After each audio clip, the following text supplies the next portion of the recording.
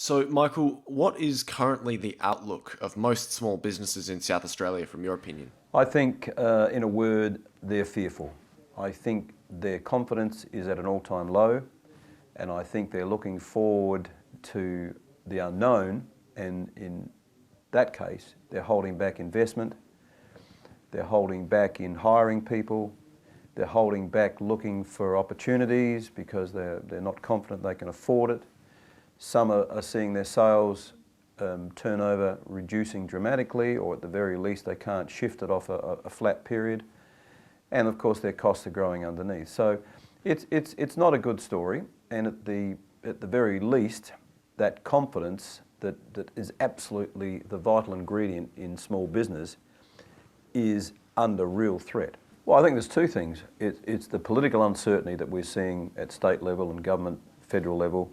That's frightening for people because they want a certain government position. But the other thing, I suppose, that I've seen in my career, which is new, is the speed of communication. So bad news is getting to the ear of the small business person quicker than it ever did before. And it's a little bit like an emotional roller coaster that is squeezed into a smaller and smaller time frame, where people are being thrown from crisis to crisis quicker and quicker than ever before. And in that mindset, they're struggling to come to grips with day-to-day business. So they're all consumed, you might say, with this emotional roller coaster, and it's a sense of crisis. And you can't operate a business in that way. So the fear, the lack of confidence, and this emotional roller coaster that's been squeezed into a smaller time frame are all conspiring to make things very, very flat right now. Okay, so with that information, what advice can you offer small business owners? Look, I mean, there's basic things, of course, cash flow being number one. I mean, you've got to protect the lifeblood of business, and that's a number one thing. And it's as simple as going down your list of debtors, making sure you're communicating with people, making sure they're paying you on time. Sometimes it's making arrangements, but as long as the money is flowing, that's number one.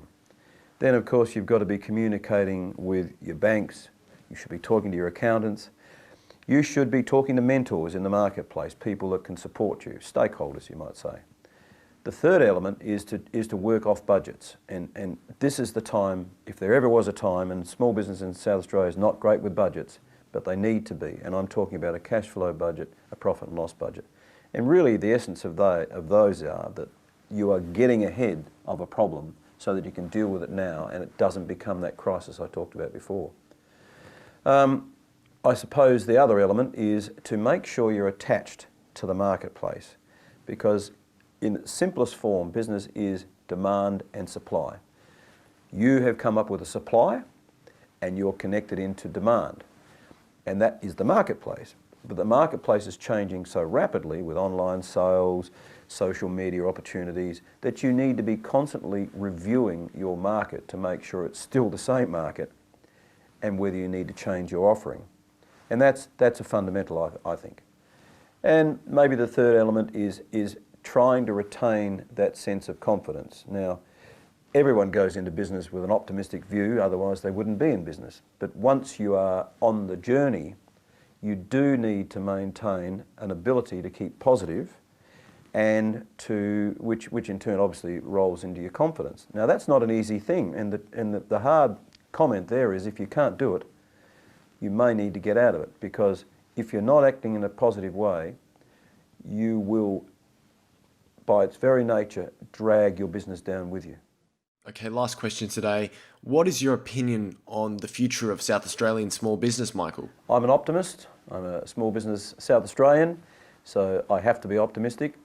But I think it's reasonable to be so. Despite everything I've just said, one of the great strengths of South Australia is that we are a smaller environment and we have a great tradition of innovation, which is a word that's thrown around a lot lately. But what that simply means is we customise our offering, demand and supply. So our supply offering has often been customised to suit a difficult market because we're small and isolated.